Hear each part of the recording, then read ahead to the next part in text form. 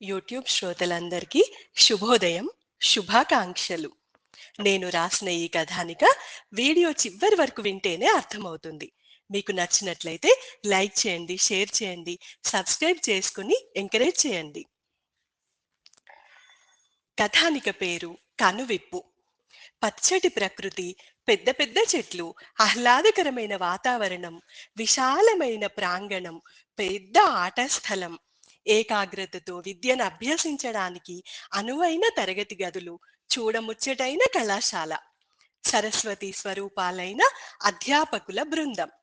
పాత history lecturer retire అవ్వడం వల్ల కొత్త హిస్టరీ లెక్చరర్ వస్తున్నాడనే ఉత్సాహం విద్యార్థులందరిలో చాలా సంతోషం కనిపిస్తుంది.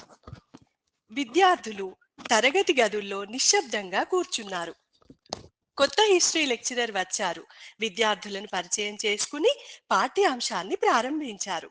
భారతదేశాన్ని సుమారు 200 సంవత్సరాలు బ్రిటిష్ వాళ్ళు పరిపాలించారు. వ్యాపార నిమిత్తం దేశానికి వచ్చి ప్రజలను బానిసలుగా చేసుకుని చిత్రహింసలు పెట్టి దేశాన్ని హస్తగతం చేసుకుని రవి అస్తమించని బ్రిటిష్ సామ్రాజ్యాన్ని స్థాపించారు. కానీ గాంధీ, నెహ్రూ, భగత్ సింగ్, అల్లూరి, తిలక్, ఝాన్సీ లక్ష్మీబాయి, సుభాష్ చంద్రబోస్ వంటి దేశభక్తులెందరో తమ ధన మాన ప్రాణాలను లెక్క చేయకుండా అకుంఠిత దీక్షతో స్వాతంత్ర్య పోరాటం చేసి భరతమాత దాస్య శృంఖలాలను త్రెంచివేసి మనందరికీ స్వాతంత్ర్య ఫలాలను అందించారు అని కొత్తగా వచ్చిన హిస్టరీ లెక్చరర్ చెప్తుండగా వెనుక బెంచిలో కూర్చున్న అబ్బాయి చాలా అల్లరి చేస్తున్నాడు. మిగిలిన విద్యార్థులందరూ అవునా, అలాగా అంటూ అరుస్తున్నారు, నవ్వుతున్నారు, గోల చేస్తున్నారు. అప్పుడు కొత్త మాస్టారు ఆ అల్లరి పిల్లవాడితో, రాము, నేను మీ అందరికీ ఒక కథ లాంటి నిజం చెప్తాను. అప్పుడైనా మీరు ఈ అల్లరి మానేసి క్రమశిక్షణతో మీ తల్లిదండ్రుల కలలు నెరవేరిస్తే నేను ఎంతో సంతోషిస్తాను అని ప్రారంభించారు మాస్టారు. సుమారు 8 సంవత్సరాల క్రితం ఇదే కళాశాలలో లెక్చరర్ క్లాస్ తీసుకుంటుండగా సోము అను అబ్బాయి చాలా అల్లరి చేస్తూ ఎవ్వరినీ పాఠ్యాంశాలు విననీయకుండా ఇబ్బంది పెట్టేవాడు. ప్రతిరోజు ఇలాగే లెక్చరర్స్ ని విసిగించేవాడు. అది చూసి లెక్చరర్స్ కి చాలా కోపం వచ్చి ప్రిన్సిపాల్ కు కంప్లైంట్ చేస్తారు. ప్రిన్సిపాల్ సోము నాన్నగారిని కళాశాలకు పిలిపించారు. సోము నాన్నగారు నిష్ఠాగరిష్ఠుడైన బ్రాహ్మణోత్తముడు, కవి, పండితుడు, వేద పాఠశాల నడుపుతూ ప్రజలతో గౌరవింపబడుతూ ఉన్నతమైన స్థాయిలో ఉన్న పండిత పరమేశ్వర శాస్త్రిని పిలిచి సోము ఆకతాయితనాన్ని గురించి చెప్పారు ప్రిన్సిపాల్. 8 రోజులు కళాశాల నుండి బహిష్కరిస్తున్నామని వివరించారు. పరమేశ్వర శాస్త్రి గారు పరువు ప్రతిష్టలకు ప్రాణమిచ్చే మనిషి. సోమును ఇంటికి తీసుకువచ్చి లేక లేక పుట్టిన ఒక్కగానొక్క సంతానమని గారాబం చేస్తే పిల్లవాడు ఇలా తయారయ్యాడని ఈ రోజు భోజనం పెట్టవద్దని భార్యను ఆదేశించాడు. సోము తండ్రి కోపాన్ని చూసి చాలా భయపడ్డాడు. సోము తల్లి భర్త మాట జెవదాటని మహా ఇల్లాలు కొడుకును దగ్గరికి పిలిచి, నాయనా, 16 సంవత్సరాల వయసులో, ఈ నవయవ్వన శైశవంల నడిమి వయసులో ఏ చెడు అలవాట్లకు బానిసైనా జీవితంలో ఆ అలవాట్లను మానుకోలేరు. కాబట్టి నాన్నగారు చెప్పిన మాటలు విని క్రమశిక్షణతో ఉండమని చెబుతుంది తల్లి.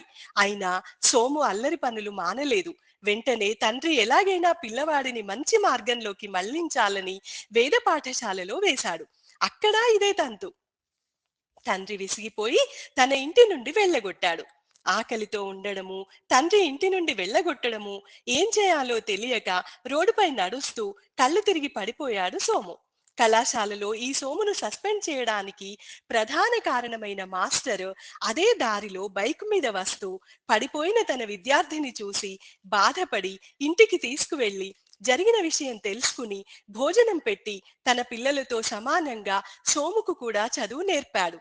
మళ్ళీ కళాశాలలో చేర్పించాడు.